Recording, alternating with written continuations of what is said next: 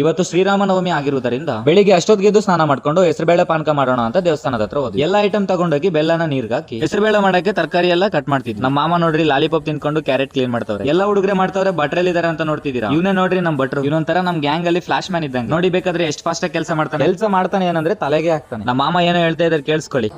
ತೊರಗ್ಲಿ ಚೆನ್ನಾಗಿ ಜೋರ್ಗೆ ಬರೀ ಇಂತದೆಯಾ.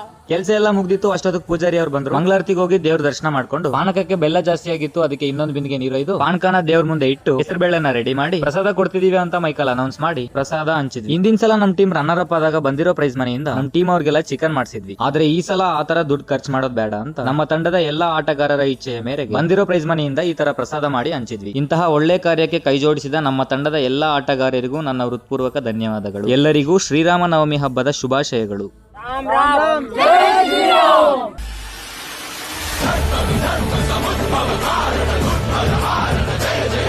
ಧನ್ಯವಾದಗಳು. ಮುಂದಿನ ವಿಡಿಯೋದಲ್ಲಿ ಸಿಗುವ.